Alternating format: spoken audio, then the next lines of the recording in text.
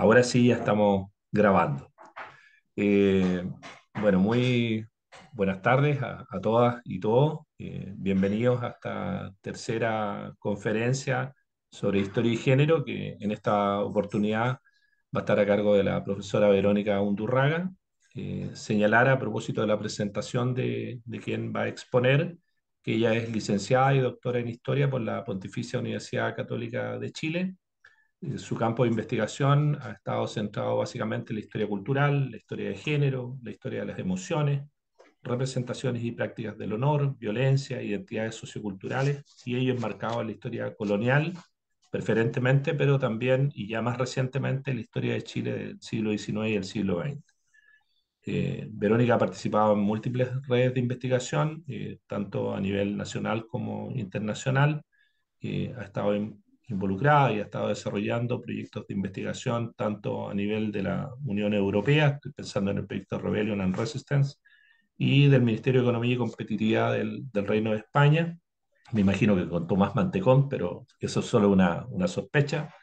Y a su vez ha liderado proyectos de investigación también en nuestro país. Entre los proyectos de investigación más recientes están Las mujeres tienen la palabra, Historia de las mujeres en la Pontificia Universidad Católica de Chile, 1888-1967. Este es un proyecto de la Dirección de Desarrollo Académico y Dirección de Equidad de Género de la Pontificia Universidad Católica de Chile, y es investigadora responsable del proyecto Fondesit. Nos pondríamos las descabezadas Pensar con el Corazón, Comunidades Emocionales Femeninas de Élite, Chile 1880-1940. Este es un proyecto que vas a desarrollar hasta el 2025, si mal no recuerdo. Eh, Verónica, a propósito de estas investigaciones, ha publicado muchísimos artículos y capítulos de libros en trabajos especializados, pero también es autora, a su vez, también de varios libros. Eh, no sé si me perdí. ¿Me escuchan? Sí. Sí, Que en un minuto moví el mouse y me fui a negro y pensé que había entrado en un túnel sin salida. Señalaba que Verónica ha publicado muchísimos trabajos en formato de artículos en revistas especializadas y en capítulos de libros, pero aquí solamente voy a mencionar los libros de los cuales ella es autora o editora. Entre el más reciente es uno que está en prensa, en conjunto con otra destacada colega de la Universidad de la Frontera, Jessica González, Hilvanando Emociones, Rupturas y Vínculos desde lo Femenino, Chile y Argentina, siglos XVII al XX, que si mal no recuerdo lo va a publicar la Universidad de Huelva. Pioneras, que es un libro que se publicó recientemente, Mujeres que cambiaron la historia de la ciencia y el conocimiento en Chile, eh, que se publicó, si mal no recuerdo, el 2022, coautoría con Stefan Meyer, y Los Rostros del Honor, un libro que tengo en mi poder y que en su minuto me regaló Verónica, aprovecho de darte las gracias. Normas culturales y estrategias de promoción social en Chile colonial, siglo XVIII, publicado por la DIVAM, y Formas de control y disciplinamiento, Chile, América y Europa, siglos XVI al XIX.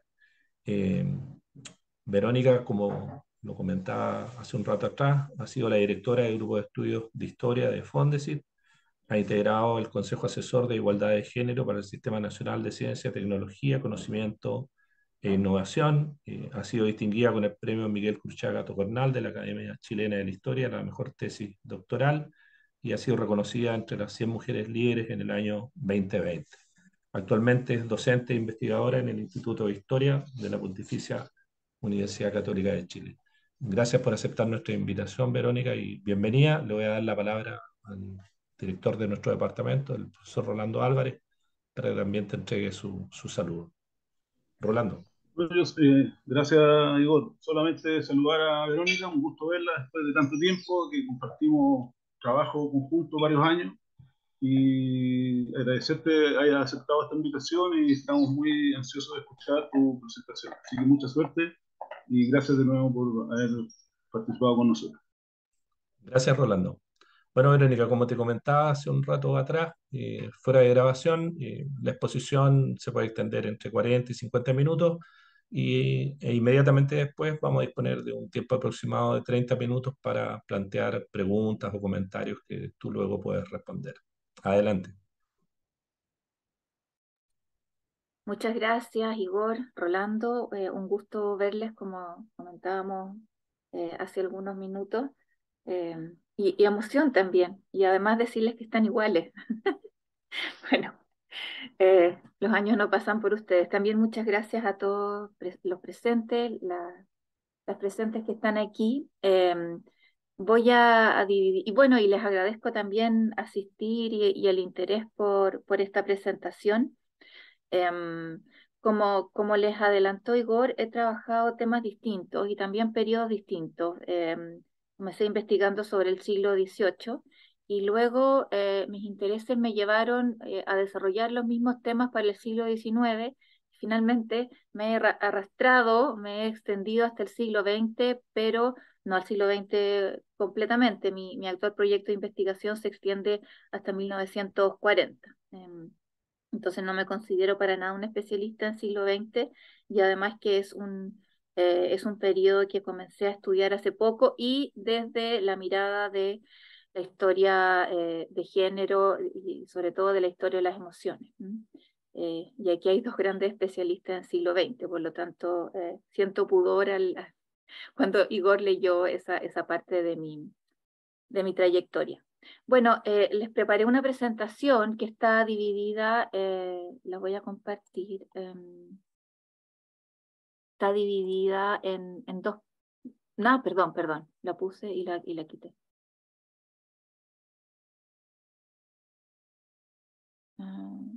Ahí se ve, Ahí Verónica. sí, ahí se ve completo, ¿cierto? Ya. Bueno, y esta presentación está dividida en dos partes. La primera parte, espero no extenderme mucho, son referencias básicas a algunos elementos importantes de historia de las emociones. Veo también que entre los asistentes también hay colegas que trabajan este tema y la idea es hacer como un barrido eh, básico, general, sobre se discute si es una corriente historiográfica o social para la historia cultural. Y luego me voy a detener en un caso de estudio porque me interesa hacer un ejercicio práctico de cómo podemos utilizar o en qué medida la historia de las emociones puede ser un aporte a la historia de género, incluso a la historia política y a la historia social de un periodo específico de la historia de Chile, que es fines del siglo XX y primeras décadas, perdón, fines del siglo XIX y primeras décadas del siglo XX. Y titulé esta presentación Pensando con el corazón, porque justamente es haciendo referencia a una fuente que me llevó a titular mi actual proyecto Fondesit regular, que es No podríamos las descabezadas pensar con el corazón. Y ahí hay una frase de una mujer de élite también. Esta es una conferencia también sobre que tiene como sujeto de estudio a la élite, a las mujeres y a los hombres de élite y a las estrategias que utilizan para preservar su poder. Una mujer de élite, una literata, justamente eh, reivindicando una suerte de igualdad intelectual que ahora nosotros claramente asumiríamos que este argumento no tiene mucho sentido, es decir, no es válido.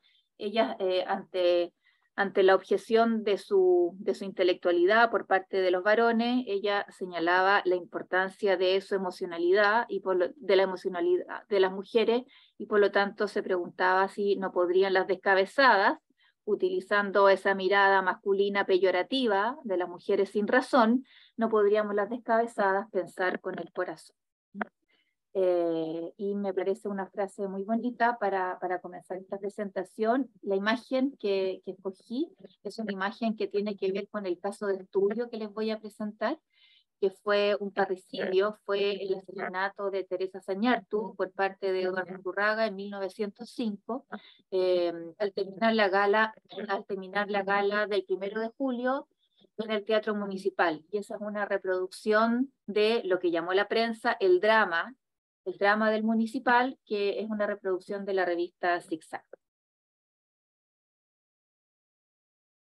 No sé si les agradecí. Bueno, 1.000.000 de gracias, Igor, por la invitación y también Rolando. Aquí hay una definición muy básica, que la verdad es que no me parece extenderme sobre ella, porque el estado actual de la discusión historiográfica maneja perfectamente lo que es el género, ustedes están familiarizados con los conceptos, y además que tuvieron 2 conferencias previas, por lo tanto consideré solamente presentar un par de referencias, un par de definiciones, y bueno, y ahí el género como construcción cultural es un básico, ¿cierto? Es una premisa que permite entender la identidad del sexo como una identidad que no se define solo a partir de lo biológico, sino que los factores culturales, los contextuales, los históricos desempeñan un papel fundamental en qué es lo que significa y cómo podemos entender y representarnos como mujeres, como hombres, y finalmente también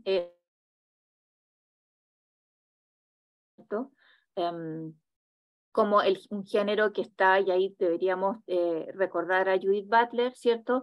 Como una construcción en proceso, ¿cierto? Como un tránsito, y no necesariamente como un estado definido y permanente.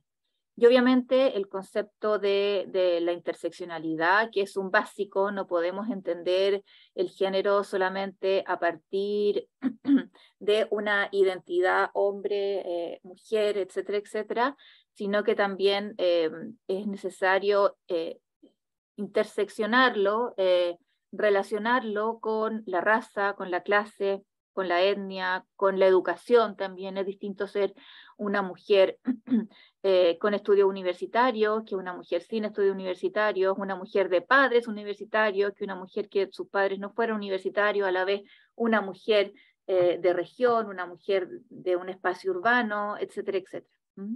La etnia es muy importante, una mujer inmigrante es muy distinto que una mujer que nació en Chile, etcétera, etcétera, ¿ya? Eso también es un elemento fundamental para el estado actual de la discusión, y como les dije, esta es una lámina muy básica. Ahora entro al campo de la historia de las emociones. La historia de las emociones desde el llamado giro afectivo, se entiende como un espacio nuevo, pero nosotros no podemos asumir que partió con las reflexiones de los antropólogos y los sociólogos en los años 70, ni menos con la institucionalización de la historia de las emociones anglosajona en la década de 1980. Nosotros también, desde nuestro espacio historiográfico, venimos leyendo historiografía francesa, que ha hablado de la historia de las sensibilidades desde la primera generación de los anales, etcétera, etcétera. Más adelante voy a hacer referencia también a el diálogo necesario con la historiografía francesa sobre las mentalidades, sobre las sensibilidades. Pero desde la perspectiva del mundo anglosajón, del giro afectivo, se entiende como un campo nuevo. Desde esa perspectiva, y aquí cité algunos textos clásicos, como el de William Ready.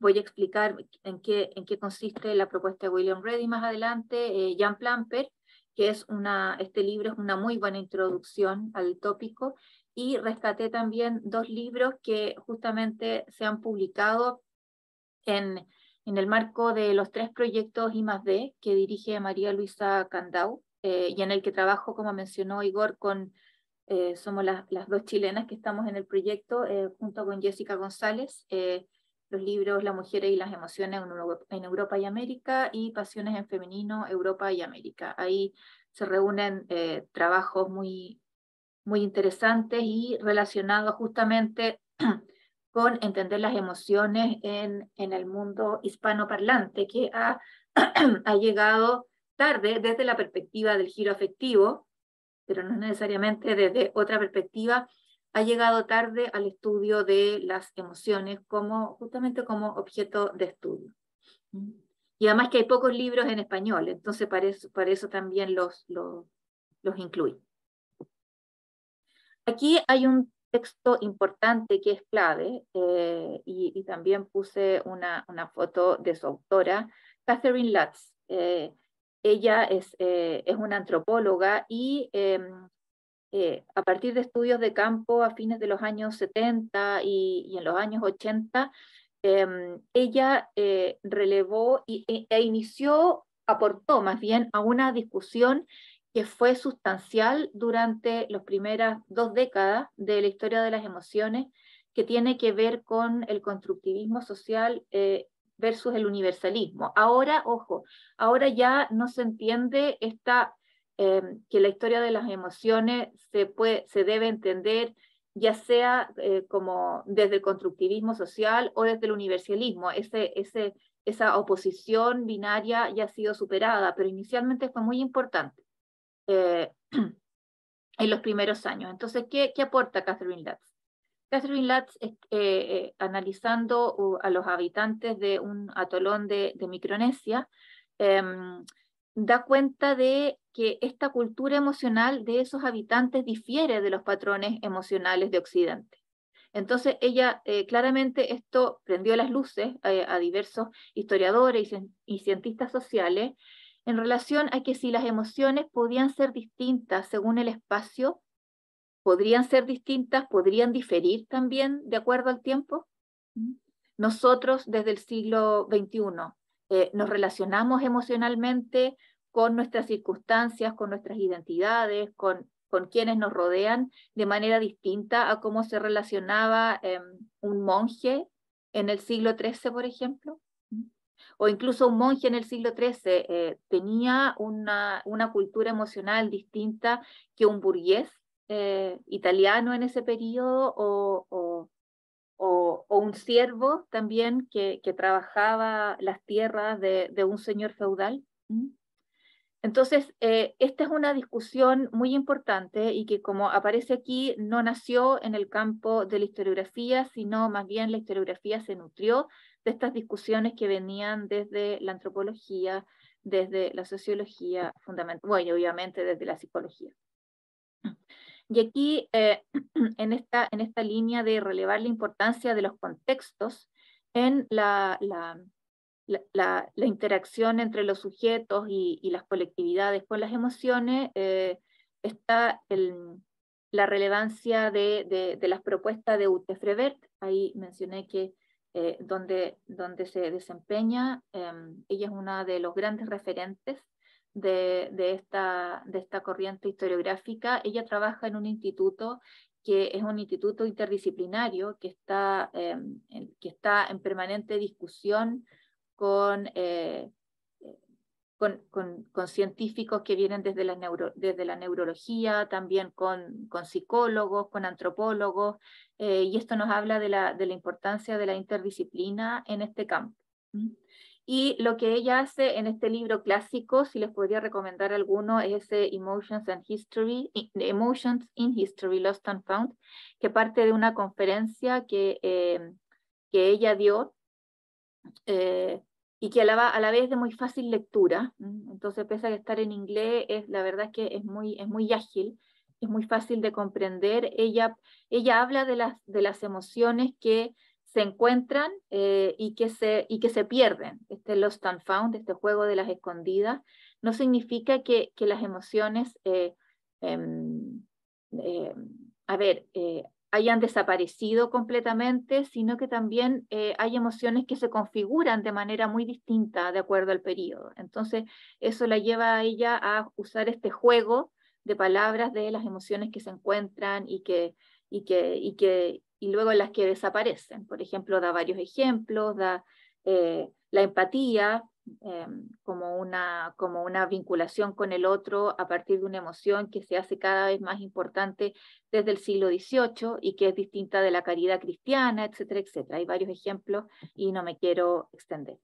Y aquí está la referencia que yo les mencionaba desde la historiografía latinoamericana, la influencia que tuvo la historiografía francesa en nuestra discusión, y claramente no podemos entender el interés por lo emocional o por la historia de las sensibilidades desde el giro emocional de las ciencias sociales. En la década de 1980, aquí les puse 3 ejemplos en relación al tema y el artículo que publicó en 1941 Lucien Febvre, justamente llamando a la necesidad de investigar la historia de la sensibilidad y al papel importante que le caben a estas, a las sensibilidades, a las emociones, en el marco de la historia.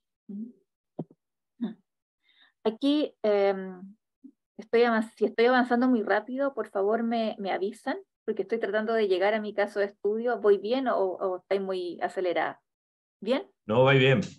Ya. Bueno, estos libros son, y esta década fue señera en el ámbito de la consolidación institucional de este giro emocional en la historia. Y la propuesta de Carol y Peter Stearns fue muy importante. Ellos proponen que, bueno, como aparece aquí, que todas las sociedades poseen un sistema normativo que regula las expresiones y las conductas emocionales. Lo que ellos plantean es que la emoción en sí misma, el amor, la rabia, la ira, el dolor, es muy difícil de asir historiográficamente. Y por lo tanto, lo que ellos proponen que tenemos que investigar son justamente las normas que regulan la expresión de estas emociones. Este sistema normativo, que obviamente no se trata necesariamente de un sistema jurídico, sino que son normas culturales, ¿ya? Y este sistema normativo difiere también según el género, por ejemplo, porque incluso en la actualidad a los hombres les cuesta más llorar, por ejemplo, porque han sido educados en reprimir el llanto, en reprimir el dolor, y eso es entendido como un signo de debilidad. Entonces, son estas normas que regulan la expresión de las emociones y también la relación entre los sujetos y las comunidades con las distintas emociones de sus periodos, de sus contextos históricos.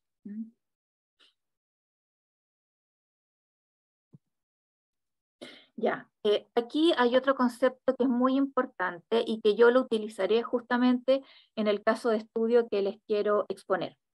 Bárbara Rosenbein es una medievalista que acuñó el concepto comunidades emocionales, que luego fue discutido al interior de la misma historia de las emociones. Fue bastante discutido. A mí me parece que es un concepto muy útil en la medida en que, como todo concepto, como toda teoría, a mí me interesa mucho. Yo he utilizado en mis publicaciones, he dialogado mucho con otras disciplinas y utilizo y acojo ciertos marcos teóricos de otras disciplinas, y claramente el límite para utilizar esos conceptos son las fuentes, ¿cierto? En la medida en que estos conceptos, estos marcos teóricos comienzan a constreñir las fuentes, o claramente hay una distancia entre el concepto y la información que me da la documentación, allí me tengo que alejar de ese concepto, pero pueden ser útiles para esclarecer y como herramientas interpretativas. Y por ejemplo, en el caso de estudio que les voy a presentar ahora, lo utilizo. Entonces, ahí está la definición de qué son las comunidades emocionales. Algunas de las críticas a este concepto han sido que, por ejemplo, la comunidad emocional es casi lo mismo que una comunidad social. Por ejemplo, Rosenbein da como ejemplo que un gremio puede entenderse como una comunidad emocional. Nosotros en el ámbito colonial podríamos entender que una cofradía también se regula, se relaciona con las emociones de determinada manera. También una cofradía de negros o de mulatos, de negros y mulatos. Jaime Valenzuela ha estudiado esos temas. No necesariamente se relaciona con las emociones, al igual que una cofradía de comerciantes, también se ha estudiado ese tema, o una cofradía de élite. Y luego también hay otros aspectos discutidos, como por ejemplo, Bárbara Rosenbein, para salvar la rigidez de estas comunidades emocionales, señaló que una persona podía estar en distintas comunidades simultáneamente, o sea, podía circular, un sujeto, un artesano que pertenecía a un gremio, podía a la vez estar en determinada cofradía, y las reglas emocionales de una y otra no tenían por qué ser exactas, y a la vez pertenecía a un vecindario, a un barrio en particular. Entonces, claro, eso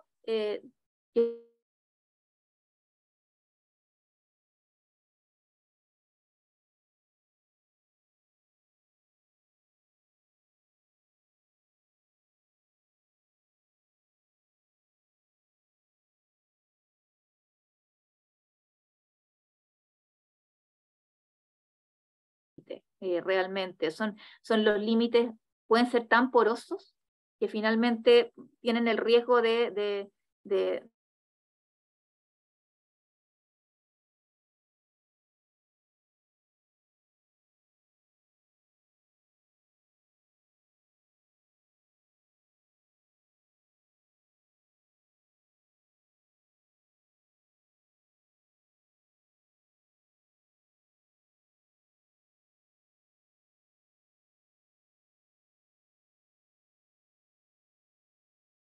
lo estoy utilizando ahora en mi actual Fondesit, porque estoy investigando círculos de mujeres de élite que se dedicaron a la literatura. No tenía por qué ser de manera profesional ni de manera con tanta dedicación como, por ejemplo, Inés Echeverría Bello. El jueves presenté un nuevo libro sobre ella. Si no, podría ser otras mujeres que interactuaban, que hacían... que realizaban tareas, roles de género tradicionales, hacían cargo de sus hijos, etcétera, etcétera, y a la vez, por ejemplo, participaban del club de señoras que organizaba Delia Mate, Inés Echeverría, y escribieron poco. Hay muchos relatos femeninos de comienzos del siglo XX que se publicaron en una ocasión o que se publicaron de manera muy restringida. Tuvieron muy pocos números de publicación y circularon básicamente en un ambiente familiar o también en un ambiente de estas mismas mujeres que se leían entre ellas. Entonces, lo que propone este concepto comunidad textual o comunidades textuales es que, en este caso, mujeres que están en distintos espacios y también en distintos tiempos pueden, en la medida en que leen el mismo universo de texto, en la medida en que leen determinados géneros literarios y al interior de estos géneros literarios libros específicos, esas mujeres pueden tener una vinculación emocional específica entre ellas, sin conocerse. Ya, y esta me parece que es la última lámina en términos de los conceptos básicos sobre la historia de las emociones, la importancia de las emociones como prácticas. Mencioné en las primeras láminas en un libro de William Ready. William Ready propone la importancia del lenguaje en la interacción entre los sujetos y las emociones. Por ejemplo, es distinto verbalizar una emoción que simplemente pensarla. Por ejemplo, si uno lo analiza en el contexto de una psicoterapia, yo creo que a esta altura del partido todos tenemos experiencia en psicoterapia, cuesta mucho reconocer, y sobre todo en un niño, por ejemplo, cuesta mucho reconocer lo que uno está sintiendo. ¿Cuál es la diferencia entre ansiedad y angustia? Entonces, en la medida en que uno hace una psicoterapia, uno aprende a conocerse a sí misma, guiado obviamente por un profesional, por una profesional, y luego verbalizar lo que uno siente. Sentía angustia, sentía ansiedad. Allí ese vínculo lingüístico, esa verbalización establece una interacción entre el individuo y la emoción de una manera distinta a que si ese individuo no la hubiese nombrado. ¿Ya? El nombrar una emoción la ratifica. Es como, también Reddy pone el ejemplo, decirle te amo a una pareja con la que uno, no sé, recién está entablando una relación. Ese te amo es un gesto performativo que ayuda, según Reddy, a reafirmar el sentimiento, a reafirmar la emoción. Bueno, entonces Monique Scher justamente relevó la importancia de las prácticas, es decir, ella señaló que, entre comillas, el imperialismo lingüístico de William Ready era insuficiente para entender la construcción de las emociones y la interacción entre los individuos y las emociones. Y la importancia de las prácticas y el cuerpo. ¿Ya? Es distinto escribir una emoción que hablarla, es distinto decirla en un contexto específico, en otro. Entonces el cuerpo es un elemento muy importante. Llegué al caso de estudio. Ya. Este caso de estudio me ha tenido muy interesada el último año y medio aproximadamente, 2 años quizá, y de hecho va como capítulo un artículo que escribí sobre él en el libro que mencionó Igor, en el libro que edité junto a Jessica González, Hilvanando Emociones, y que se publica en España en un par de meses. Como dijo Igor, sí, se publica por la Universidad de Huelva.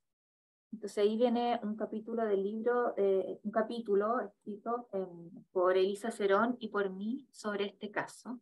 Y este caso de estudio, más allá del escándalo que provocó, etcétera, etcétera, que provocó un escándalo y mucha repercusión pública, la repercusión llegó incluso a revistas argentinas de la época.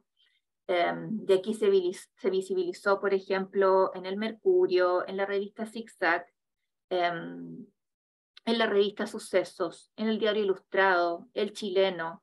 Se publicaron folletos. Después podemos en las preguntas analizar qué son los folletos, porque no me quiero extender mucho, pero que eran escritos que circulaban mucho en los casos de alta connotación social. Esto fue un caso célebre, como calificaría Lila Caimari, que eran justamente casos que concitaban un interés enorme de la opinión pública y que servían, entre otras cosas, para discutir la moralidad de la élite en este caso. Es decir, pone en tensión la moralidad de la élite. Y a través de este caso, a mí me interesa analizar el carácter político de las emociones, es decir, entender las emociones como instancias que están insertas en lógicas de poder, que son susceptibles de ser instrumentalizadas por individuos, por sujetos, que sirven para reconstruir la identidad de grupo o la identidad individual, y que son elementos vinculantes, o sea, que permiten reunificar una identidad colectiva quebrada, que fue lo que sucedió en este caso. Y ahí yo utilizo el concepto de Sara Ahmed, que es una teórica crítica, una de las principales intelectuales que ha aportado a las emociones en general, y ella ha hablado que las emociones son elementos aglutinantes, adhesivos, y en este caso utilizo esa propuesta de Sara Ahmed para entender este caso de estudio. Ya. Este análisis de la historia de las emociones también va vinculado con la historia de género. Y aquí llego al género y por qué decidí realizar esta charla a partir del vínculo entre historia de género e historia de las emociones. Porque las identidades de género se nutren y se refuerzan a partir de las emociones. Y a la vez, las emociones se configuran de manera distinta según el género. Y aquí, obviamente, hay casos emblemáticos como la histeria femenina. La histeria era femenina, la mujer tenía útero y por lo tanto era una mujer histérica. Hister es útero en griego. Y este carácter de la mujer neurótica, la neurosis femenina, la histeria femenina, fue un discurso fundamental durante el siglo XIX, que está presente en distintos soportes, está en expedientes judiciales. Yo lo he visto de manera muy evidente, por ejemplo, en los procesos por divorcio eclesiástico durante el siglo XIX, y fue una noción que también tuvo una ratificación científica. De hecho, si leemos la tesis de Eloísa Díaz, Eloísa Díaz habla del carácter nervioso de la mujer chilena. En particular, la mujer chilena tenía una tendencia a tener este carácter nervioso.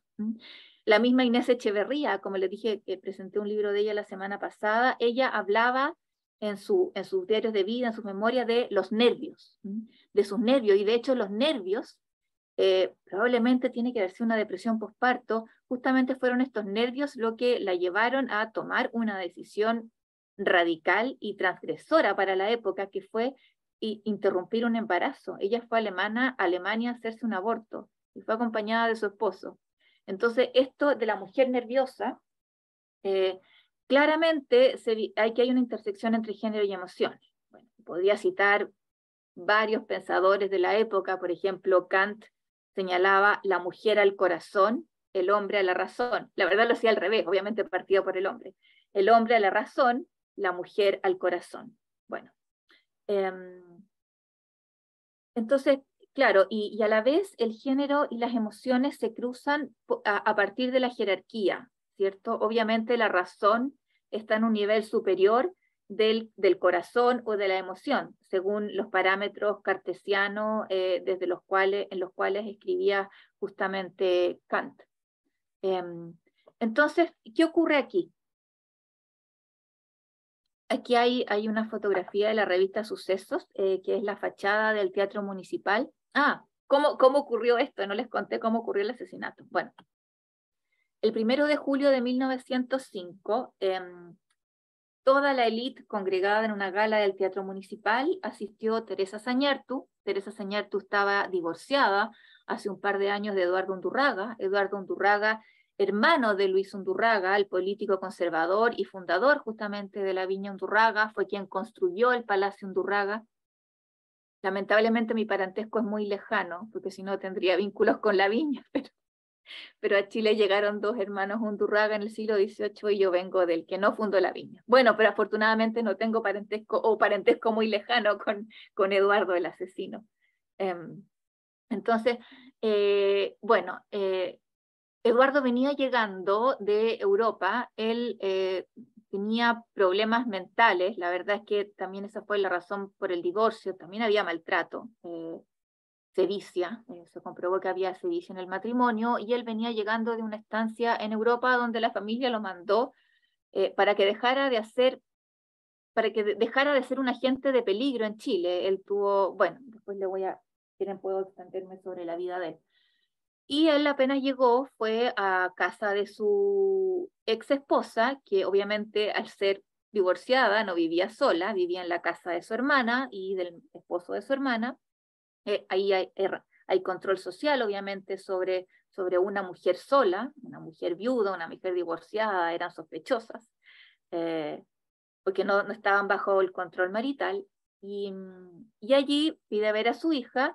Su ex esposa le señala que su hija está enferma, y entonces luego en la noche él ve a su esposa en el Teatro Municipal, sale en el intermedio, va a buscar un arma al hotel donde se estaba quedando, y en el foyer del Teatro Municipal, al término de la ópera, él le da 2 balazos en la nuca a su esposa, delante de toda la élite de Santiago.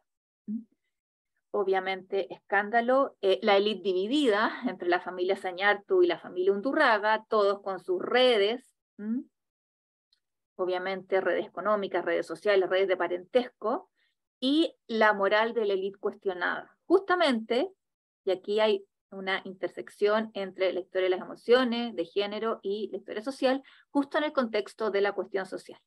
¿Ya? O sea, cuando la élite tenía que demostrar mayor precedencia moral para justificar su ejercicio del poder, su preponderancia económica y su supuesta precedencia moral, viene este escándalo, así como muchos otros que ponen en tela de juicio la virtud.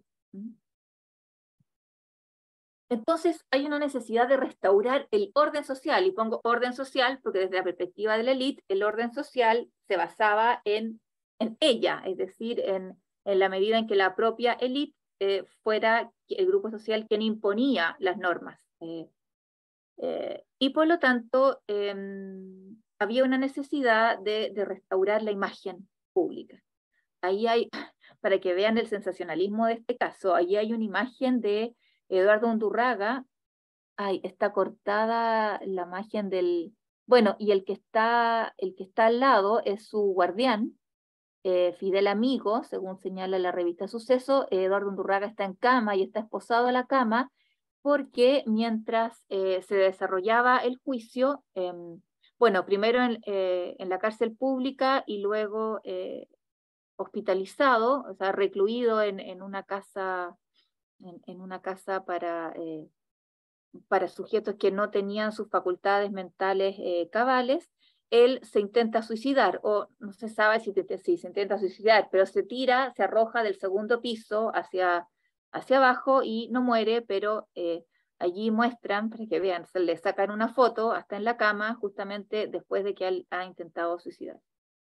Entonces, ¿cómo la élite logra restaurar su imagen pública? Yo propongo, a partir de la documentación que lo hace, a partir de 2 estrategias. Uno es sacar simbólicamente al homicida del grupo social, ¿ya? Y esto opera en este caso a través, y he visto cómo operó en otro caso anterior, pero en este caso opera con sacar a Undurraga simbólicamente de la élite al señalar que él es demente, ¿ya? Que por lo tanto él no se rige por los códigos morales por los cuales se rige toda la élite, y por lo tanto él no es un representante de la moralidad de la élite. En un caso anterior que estudié de fines del siglo XIX y que también lo trabajó Tomás Cornejo, el asesinato de Sara Bell por Luis Mata Pérez, 1896, allí lo que sucede, Luis Mata Pérez no tenía las redes sociales que tenían los Oñartu y los Undurraga, entonces fue mucho más fácil desvincularse de él en términos sociales, y allí lo que hace la élite es cuestionar la verdadera pertenencia de Mata Pérez en términos de su linaje. ¿Realmente pertenecía? ¿Realmente era uno de nosotros? Y allí hay un ejercicio de clasismo, pero que fue útil para desvincular a este personaje que ya había caído en descrédito. Al principio no, obviamente, pero después, cuando cayó en descrédito, se desvincularon de este sujeto en términos simbólicos. Y eso opera en el caso Undurraga de esta manera. Pero también se restaura el orden social, y esto es lo que me interesó particularmente compartir con ustedes, porque aquí está el cruce entre género y emociones. Se restaura a partir de la rigidización de las normas patriarcales. Es decir, la élite se reconstruye como un grupo unitario y a la vez logra validarse ante la sociedad en torno a la representación de Teresa Zañartu como una mujer que se rige de manera absoluta según las normas patriarcales y que es un ejemplo de subordinación y de buen comportamiento y de cómo se comportan efectivamente las mujeres de ese sector social, que debe seguir teniendo precedencia en términos morales, porque estas mujeres son las que educan a los futuros líderes del gobierno y a los integrantes de esta misma clase social. Entonces, aquí hay un papel interesante. A ver, lo que era problemático en este caso, o lo que fue problemático, fue que Teresa Zañartu hubiese sido asesinada en una instancia de sociabilidad, siendo divorciada, y no fue asesinada en su casa, ¿ya? Habría sido mucho más presentable para la élite que Teresa hubiera sido asesinada en el lugar donde le correspondía estar, que era en su casa, cuidando de su hija enferma. Entonces, ¿cómo validar la conducta? Si ya teníamos a un sujeto, a Eduardo Undurraga, que claramente no se ceñía a los preceptos morales que la élite pregonaba, esta mujer quizás tampoco. Era divorciada y estaba en el teatro municipal y no cuidando a su hija enferma. Entonces necesitamos, si ya hablamos de la demencia de Eduardo Undurraga, necesitamos restaurar la virtud de Teresa Zañartu. Y aquí observamos la utilidad de las emociones como elementos aglutinantes. ¿Y quiénes ejercen principalmente esta reivindicación, pero que es peligrosa, ya vamos a ver por qué es peligrosa, y es dramática en realidad, la reivindicación de la conducta de Teresa Sañartu, en términos moralmente muy rígidos, son las propias mujeres. Las mujeres se transforman en guardianas de la virtud. Entonces comienza a aparecer una serie de testimonios femeninos en el expediente judicial, pero después no en la prensa, porque era indecoroso que las mujeres de élite aparecieran en la prensa.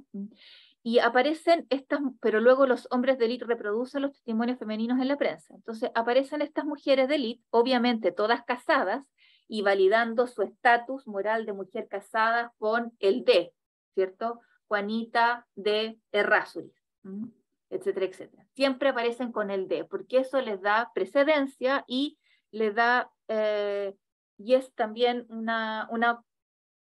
un elemento que corrobora su moral, ¿cierto? Su virtud. Entonces, lo que ellas se dedican a hacer es señalar que, a ver, se llena el expediente judicial con conceptos como virtud, pasividad, sumisión, abnegación, martirio, etcétera, etcétera, y a la vez ellas señalan, por ejemplo, esta era la primera vez que Teresa en sus 2 años de divorcio salía de su casa. Solo salía para ir a misa. Las vecinas son las principales guardianas de la virtud, y aquí las vecinas también ejercen el control social. Y aquí hay una incidencia que yo le comentaba a María Bierk, que es una de las más importantes historiadoras de las emociones en Latinoamérica y es argentina. Comentaba que yo me había cambiado de casa hace como 5 años a un condominio chico, y que en mi condominio las otras mujeres del condominio tenían un pisito donde se instalan afuera y sacan a los niños al condominio y ellas mueven el piso y lo que hacen es vigilar, básicamente. Entonces, cuando las otras salimos, cuando estamos en la casa, quién entra a nuestras casas, obviamente uno sale y todas están ahí mirándonos. Las vecinas son un principal agente de control social, eso lo sabe muy bien Igor Goikovich, lo estudió muy bien René Salinas, y yo me rebelaba y le decía a René, no René, yo voy a comprobar que las mujeres no somos las agentes del rumor, no somos las que controlamos a través del rumor, pero la documentación la verdad es que indica eso, y en este caso también. Entonces, bueno. Y acá hay algo interesante que se produce, acá hay distintas fuentes que dan cuenta de este caso, obviamente el proceso judicial, las publicaciones de prensa y luego Luis Orrego-Luco en Casa Grande. Ya me voy a referir al tema de Casa Grande, la novela de Orrego-Luco. Lo que hacen estas mujeres, instalando a Teresa como ejemplo de virtud, como una mujer que no salía de su casa, como una mujer que aguantaba el maltrato, como una mujer que era, cuya moralidad se basaba y cuya buena conducta se basaba en aguantar las humillaciones, el maltrato, la violencia del marido en silencio. Lo que hacen justamente es rigidizar el sistema patriarcal y también y por lo tanto nosotros vemos acá que el parricidio no solo es una derivación del régimen patriarcal, sino que el parricidio refuerza el régimen patriarcal, que es lo que sucede en este caso. Y eso es muy interesante. Este parricidio termina a través del discurso rigidizando el régimen patriarcal. ¿Ya? Entonces, la posición de víctima. ¿Por qué el carácter problemático de la posición de víctima? Hay un libro muy interesante de David Morris, se llama The Culture of Pain, donde señala que, bueno,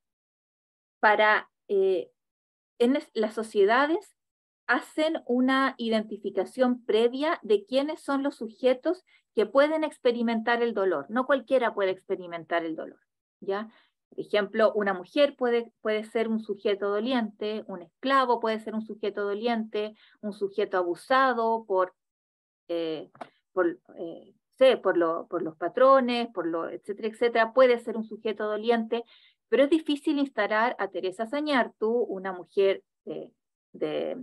una mujer de la oligarquía, descendiente del corregidor Zañartu, sobrina del intendente Benjamín Vicuña Maquena, ella era Zañartu Vicuña, etcétera, etcétera. Era difícil entenderla como víctima. Entonces, lo que se hace justamente es reforzar su pasividad, su resignación, y como se señala aquí, su apego al dolor como ejercicio meritorio.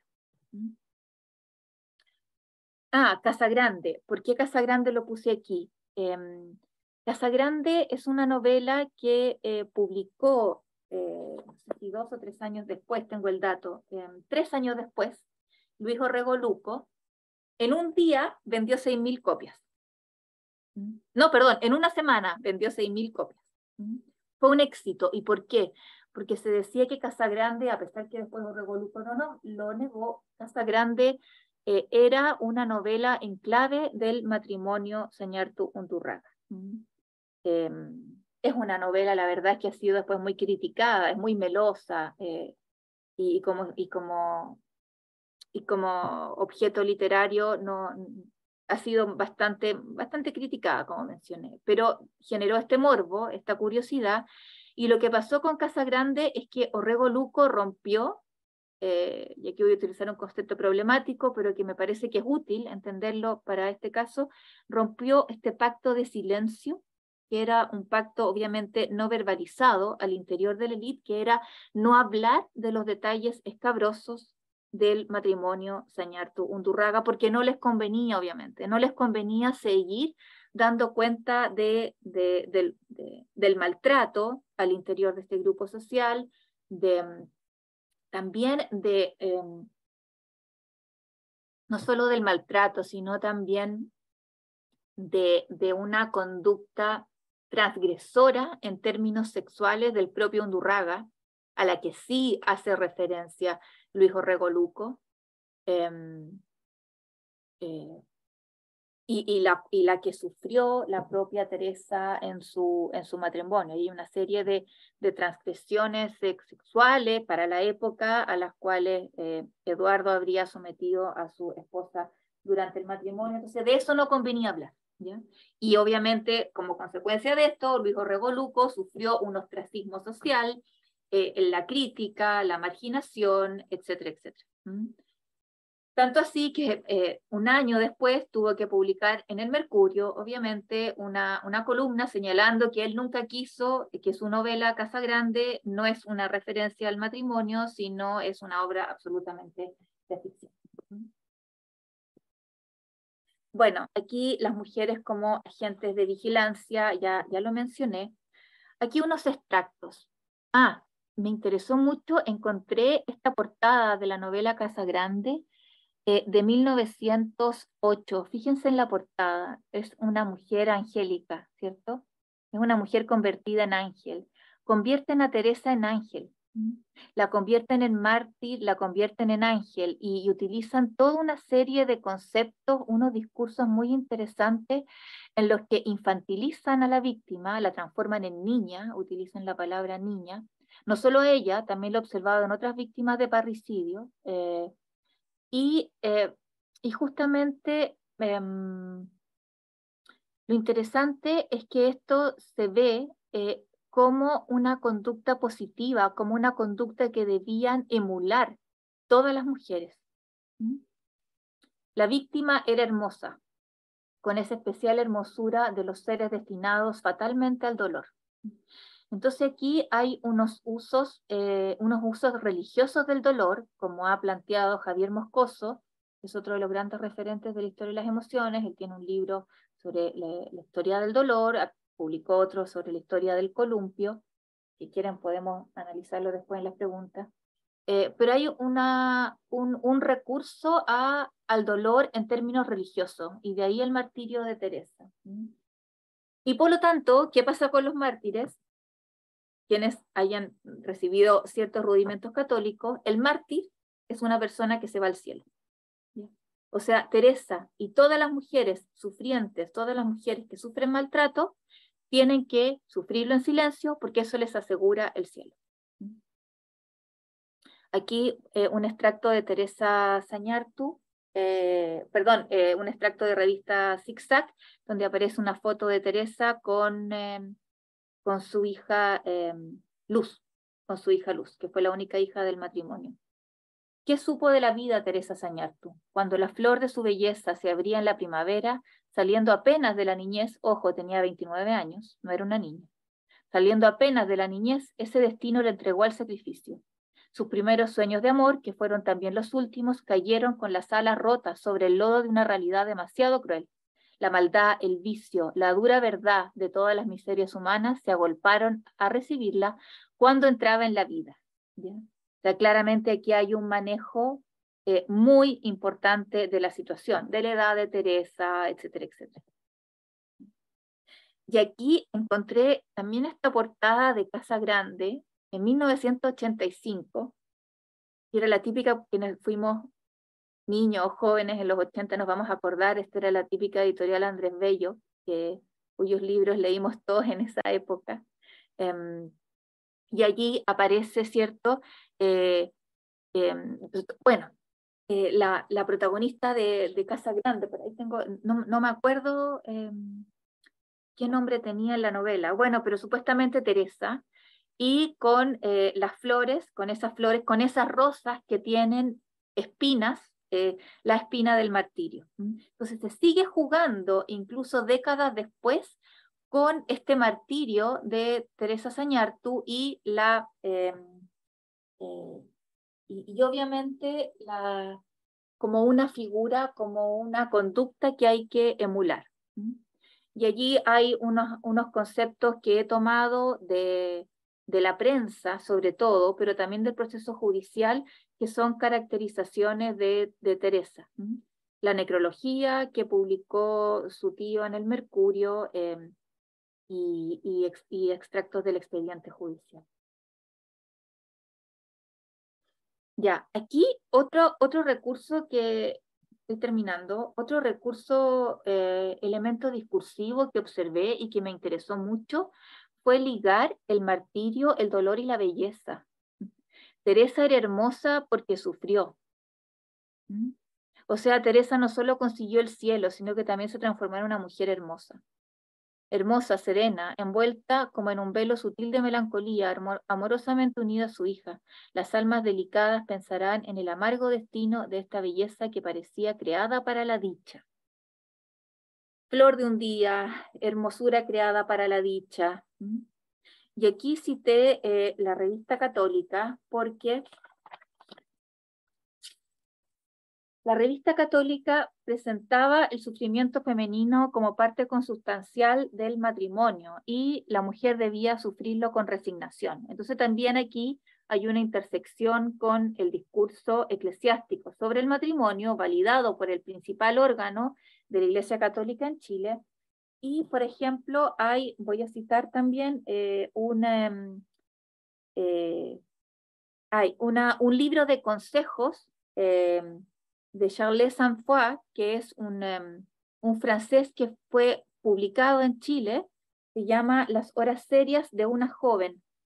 Y allí él señala que el rol de esposa va acompañado de los dolores más profundos. Aquí, por lo tanto, se da esta interacción, como les señalaba, entre ahora la conclusión, entre emociones, interés de restaurar la unidad de la élite, de restaurar la imagen pública de la élite, usos religiosos del dolor, discursos eclesiásticos del período, aparecen en este caso. Y ahora voy a leer las conclusiones y termino. Es muy breve. La necesidad de componer la imagen social de la élite, cuestionada por la transgresión de uno de sus miembros y fracturada a raíz de las alianzas en torno a dos linajes en disputa, reforzó la importancia de hallar un referente común desde el cual reconstruirse.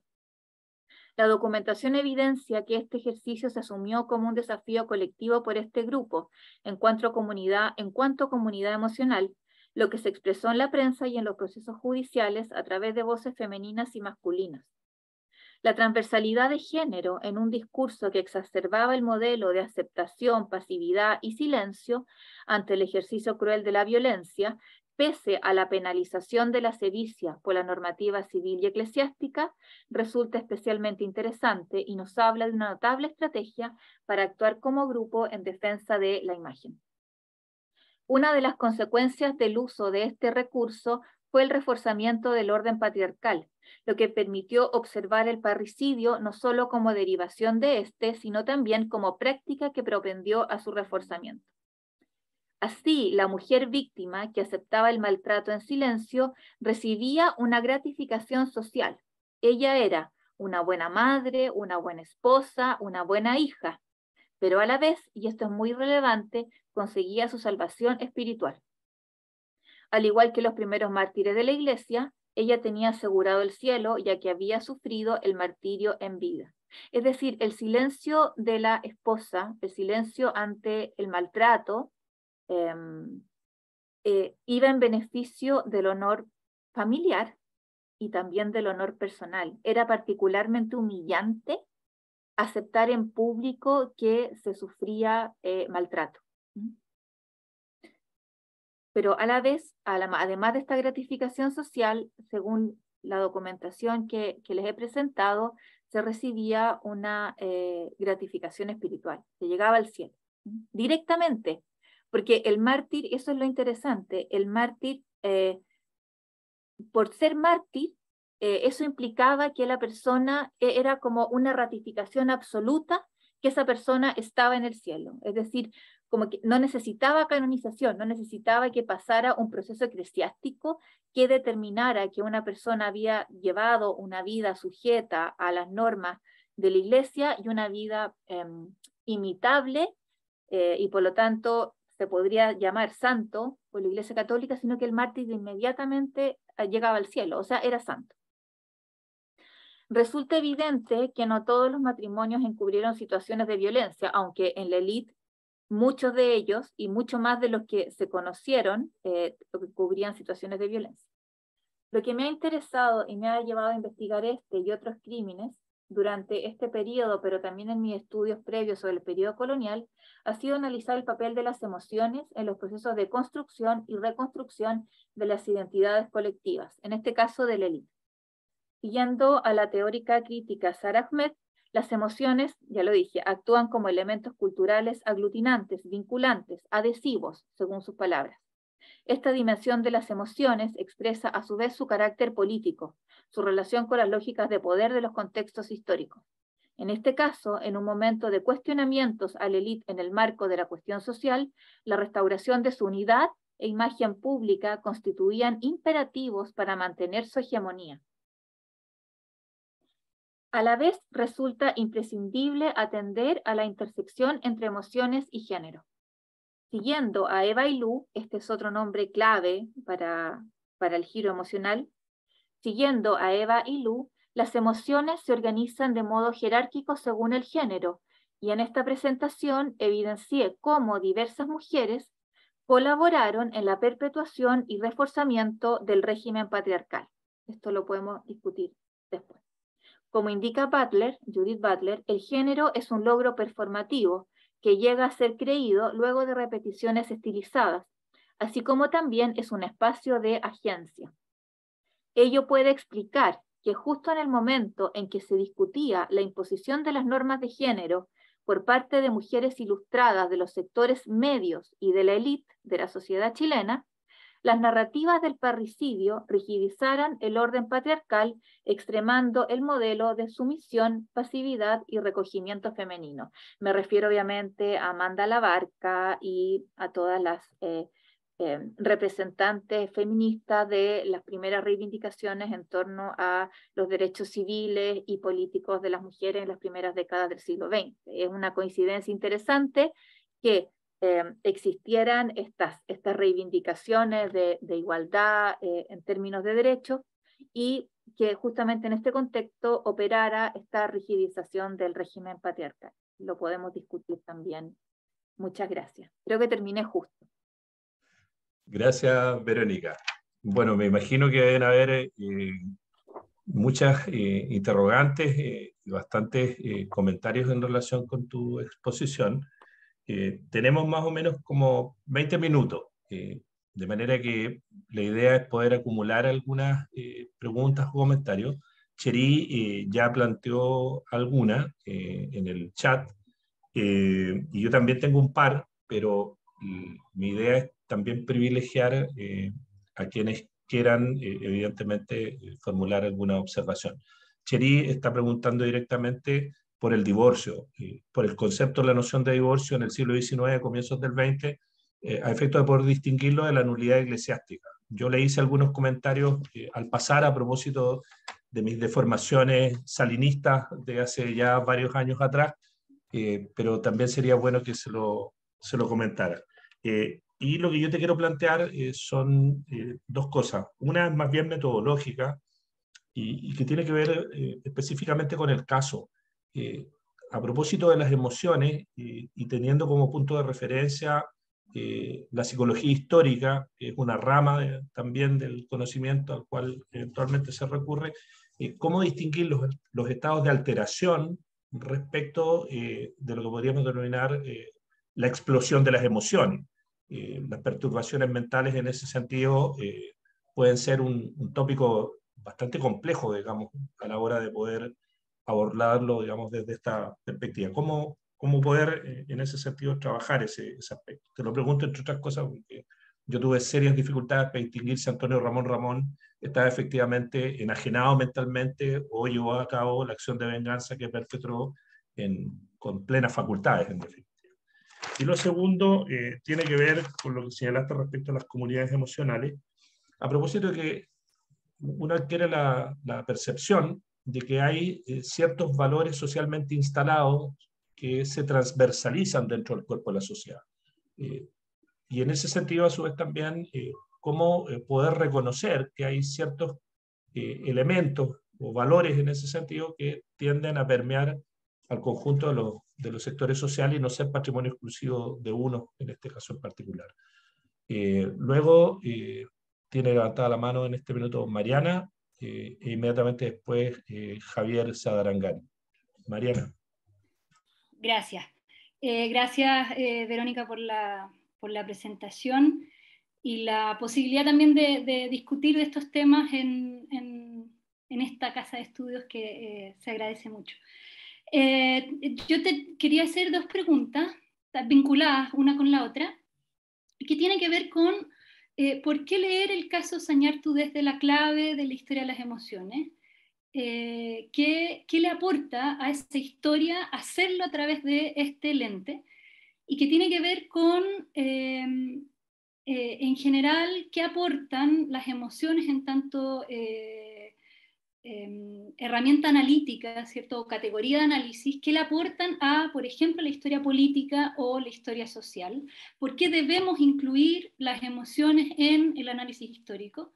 Y eso ocupando el caso que ocupaste tú, que yo creo que, claro, por falta de tiempo, por eso quiero darte el espacio también para que desarrolles el lugar que me imagino que tuvieron las emociones en este discurso, ¿cierto?, de restauración de orden. ¿Por qué tienen esa figuración, más allá de la diferencia de género que creo que quedó muy clara, pero en el fondo, ¿por qué al mirar el lugar que tuvieron las emociones en esta respuesta corporativa, ¿cierto? ¿Por qué entendemos más a la élite? ¿Por qué entendemos más la distinción de género que se hizo respecto al comportamiento adecuado o no? Eso. Gracias. Gracias, Mariana. Javier. Bueno, hola. Bienvenido, Javier. Tanto tiempo. Muchas gracias por la presentación, por el espacio y a Verónica especialmente por su Interesante presentación. Mi pregunta también va un poco en relación al tema del método, como lo plantea el profesor Wojtowicz. Porque claro, al comienzo de la presentación se mostraban una serie de textos importantes que marcan un poco la trayectoria de la historia de las emociones, tanto en términos teóricos como también metodológicos, y por lo menos en la propuesta de trabajo veo mucho que también está esa intención de poder entender la emoción como norma en ese sentido, como un poco sería algo así como Peter Stern un poco. Pero en realidad mi pregunta también tenía que ver como con si podías profundizar un poco más respecto como esa propuesta metodológica, es decir, cómo tú lees el documento y cómo reconoces tú dónde está la emoción y cuál emoción también. Y, por ejemplo, en ese sentido, cómo te posicionas tú con el trabajo de Monique Sher particularmente? Porque ahí se habla de las emociones como práctica y mi pregunta es si tú estás buscando también esas prácticas. De no estar buscando, me imaginaría que hay como una distancia respecto a esa propuesta. Entonces quería saber un poco más sobre esa relación con las propuestas que tú exponías ahí, que también por lo menos eh, es una pregunta que has hecho un poco también mi propia investigación. Eso, gracias de antemano la respuesta. Gracias, Javier. Y cerramos con esta ronda, por lo menos, con Rolando.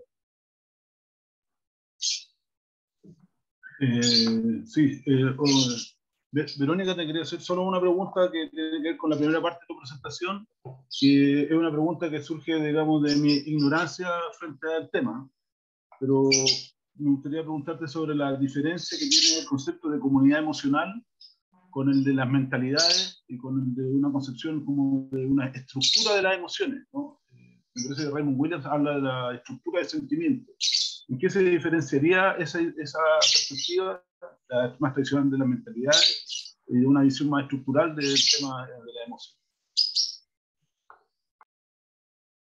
Gracias, Rolando. Bueno, Verónica, tenemos un tiempo para dar las respuestas a estas preguntas y comentarios y luego, si nos queda algo de tiempo, vemos si hay nuevas interrogantes. Bien, muchas gracias por la atención de todos ustedes, también por las preguntas. Coincido con la respuesta de Igor en relación a las preguntas de Cherie. En el siglo XIX existía el divorcio eclesiástico junto con la nulidad. Ese tema lo ha trabajado Francisca Rengifo en un libro que es referente para esta materia y bueno, y también lo ha trabajado mucho René Salinas, a quien hemos recordado bastante en esta presentación. Y el divorcio eclesiástico podía ser temporal, no recuerdo bien los conceptos jurídicos, pero podía ser disolver, no disolvía el vínculo, sino como plantea Igor, era una separación que podía ser transitoria o podía ser permanente, pero no habilitaba a los cónyuges a contraer matrimonio nuevamente, etcétera, etcétera, a diferencia de la nulidad. Y las causales para obtener el divorcio eclesiástico eran distintas que las causales para obtener la nulidad eclesiástica. En el caso de este matrimonio, ellos obtuvieron el divorcio civil, pocos años antes del asesinato de Teresa. No hay constancia de que ellos hayan de que ella, por ejemplo, haya presentado una causa de una solicitud de divorcio eclesiástico. No tenemos constancia de eso. Quién sabe, los archivos dan muchas sorpresas, puede llegar a aparecer, pero hasta el momento no. No sé si quedó claro, Cherie, la respuesta. Es que estás silenciada. Estás en silencio. Tú Ahora dijiste que habían obtenido el divorcio civil. ¿Dónde? O sea, ¿cómo se obtenía el divorcio civil? es que en Chile las leyes laicas permitieron, junto con instaurar cementerio, o sea, con instaurar cementerios fuera de la iglesia, cementerios civiles que permitían realizar las exequias de todos quienes no fueran católicos, por ejemplo, también se dio la posibilidad de que existiera el divorcio civil. Lo que pasa es que después se eliminó. Pero Pero ya nunca con las leyes laicas supuso, tenemos... claro, nunca supuso disolución de vínculo. Por lo tanto, eso invalidaba la posibilidad de contraer nuevas nupcias. Lo que te permitía era separar físicamente a los Exacto. sujetos, ya sea del hecho, es decir, que tú permanecías viviendo con el mismo sujeto en la misma casa, pero no en la misma habitación, o cuando las situaciones o los agravantes eran mayores, te permitían a su vez también separar las viviendas. Por eso que muchos conflictos por la vivienda de comienzos del siglo XX tienen que ver precisamente con esta figura, digamos.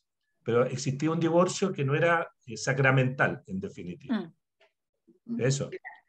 Sí, lo que pasa es que después tuvimos hace poco otra ley de divorcio, porque en algún momento ya no existía la posibilidad del divorcio, no existió la posibilidad del divorcio, como sí la tuvieron a fines del siglo XIX y durante parte del siglo XX. Claro, Eso, entonces eso puede inducir a confusión. eso fue para compensar porque, bueno, un parlamentario, cuando se discutió la ley del matrimonio civil en 1884, introdujo una moción de divorcio vincular, es decir, disolver el sacramento. Bueno, escandalera general, nadie estaba de acuerdo, bueno, a la chilena, hagamos esto otro entonces, permitamos la separación, en este caso del hecho y casa, pero sin que exista divorcio vincular, digamos. Eso. Bueno, hay un trabajo de René Salinas que ha sido ampliamente citado, que trata precisamente sobre la ley de matrimonio civil de 1884 y el divorcio en Chile, precisamente para este periodo. Eso. Sí, es un tema muy interesante, muy interesante. Gracias, Igor, por el apoyo en la respuesta. Todavía me queda algo de eso, todavía me queda. Sí, se nota, no, se nota. La herencia saliniana. Ya, hay varias preguntas, hay varias sobre el método. A ver, a mí me interesó particularmente, puede ser sí, a mí me resulta muy útil la conceptualización y la posición que toma Peter Stearns en relación al conocimiento y al análisis de las emociones. Y me parece que no es una salida facilista, sino que nos permite pisar un terreno mucho más estable y más seguro en términos de que me interesa dar cuenta de estos regímenes emocionales y de las normas que permiten la visibilización de ciertas emociones, pero sobre todo en este caso, y como fue evidente en la presentación, el uso de estas emociones. Y el uso político. Y aquí también, en parte, me interesó la pregunta de Mariana, porque se ha discutido, y de hecho con Javier estuvimos la semana pasada o hace 2 semanas en un congreso sobre la sociedad iberoamericana, que se constituyó la sociedad iberoamericana sobre la historia de las emociones, y allí se discutía la historia de las emociones. Bueno, Javier Moscoso también es muy autocrítico sobre esta corriente, pese a ser uno de los principales también referentes, y él por eso habla de las experiencias emocionales más que de las emociones. Claro, la historia de las emociones es una corriente historiográfica en sí misma, o es un instrumento analítico que ayuda no tanto a resolver, sino que permite visibilizar un problema que puede complementar el análisis de la historia social, de la historia política, etcétera, etcétera. Y a mí me parece que, y yo asumo esta perspectiva también. Yo creo que la historia de las emociones en sí misma se puede ser, pero siempre hay un vínculo con lo político, o a mí me interesa también. A mí me interesa dar cuenta de este vínculo con lo político, así como entiendo que el género tiene que ser interseccional y que tiene que tener un vínculo con otras variables, sin las cuales no se configura, no podemos comprenderlo en toda su complejidad. Me parece que las emociones permiten ayudar a entender, en este caso, por ejemplo, la cuestión social desde complementar la mirada que ya existe. Y en sí misma a la vez la historia de las emociones no da necesariamente cuenta de la complejidad de un fenómeno si no dialoga con la historia política, con la historia social, etcétera, etcétera. Entonces, a mí este carácter, esta instrumentalización de la emoción para obtener determinados fines, determinados propósitos, me parece particularmente interesante. Y en parte aquí lo vinculo con la primera pregunta de Igor.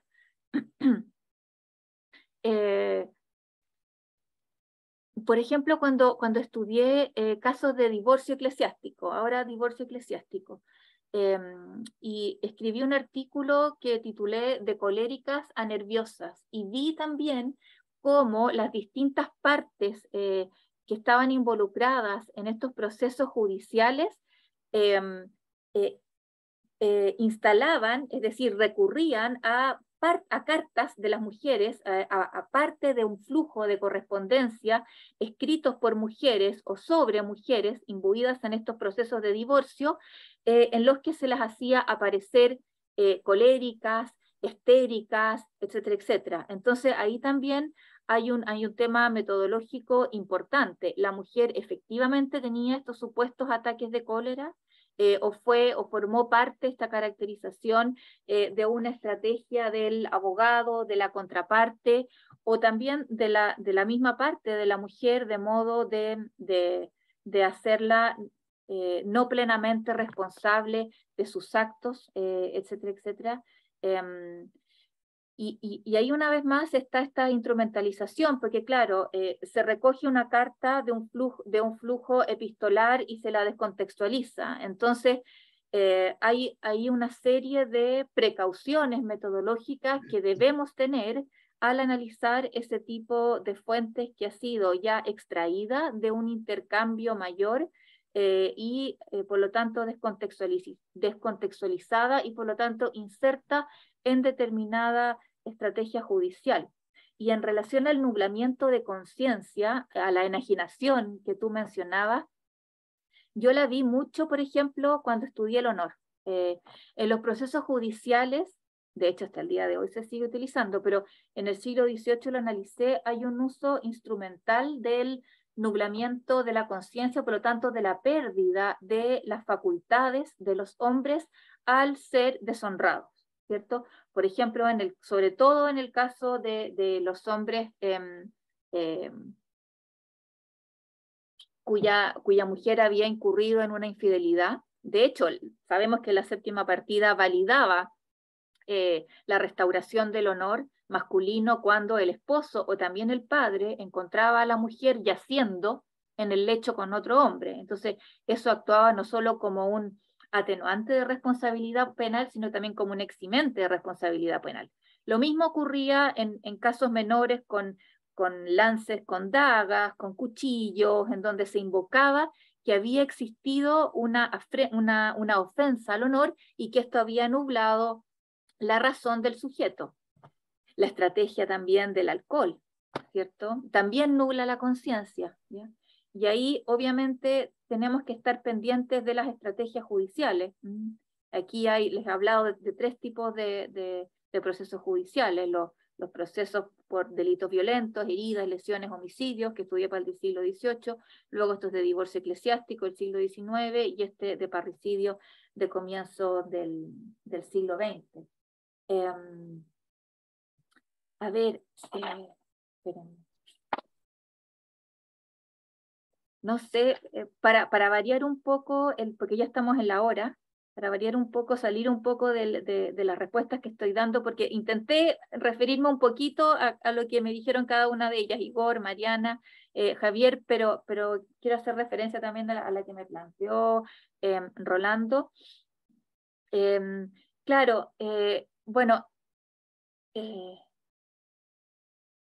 la historiografía francesa sigue validando esta historia de las sensibilidades y no se acerca tanto a estos paradigmas conceptuales que yo les he presentado ahora, que son propios del giro emocional, que se dio básicamente en un ámbito anglosajón sobre todo, inglés, norteamericano fundamentalmente, y que después se ha desarrollado mucho en Australia también, etcétera, etcétera. Entonces, y básicamente ellos apelan a esta historia de las sensibilidades y por lo tanto ellos se entienden como la derivación de la primera generación de los anales y la segunda, donde empezaron a hablar de la historia de las mentalidades, de la necesidad de validar, de analizar estos elementos, como mencionaban, estas estructuras del inconsciente, etcétera, etcétera. Pero luego la nueva historia cultural comenzó, dentro de la misma historiografía francesa, se comenzó a discutir el concepto mentalidad en la medida en que justamente englobaba una serie de representaciones, y por eso se empezó a utilizar el concepto de representación, englobaba una serie de representaciones que convivían al interior de un mismo periodo que los historiadores de las mentalidades unían bajo el paraguas de una mentalidad, por ejemplo, la mentalidad burguesa.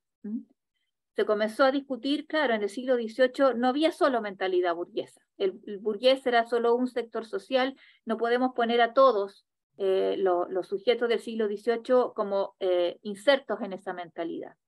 Y allí este concepto de representación, como una forma de dar cuenta de estas dimensiones, configuraciones específicas, y bueno, y finalmente terminamos, o podemos terminar en lo que ha planteado François II como una historia en migajas, es decir, terminamos yendo a los fenómenos tan singulares, tan específicos que podemos perder la vista general, ¿ya? Y justamente esto es lo que procuró Bárbara Rosenwein, para justamente dar cuenta de esta especificidad, de esta convivencia de distintas expresiones emocionales y normativas emocionales en un periodo, incluso en una pequeña villa, como ella analiza en el caso de la Europa medieval. Utilizó este concepto de comunidad emocional, pero sí, es un concepto discutido, como he planteado, es un concepto útil, pero que también es discutido como todos los conceptos, y estoy plenamente de acuerdo que también existen valores, normas y emociones que circulan al interior de la sociedad. Y lo que yo estudié en mi libro sobre el honor era justamente eso, o sea, cómo el honor en el siglo XVIII dejó de ser un patrimonio exclusivo de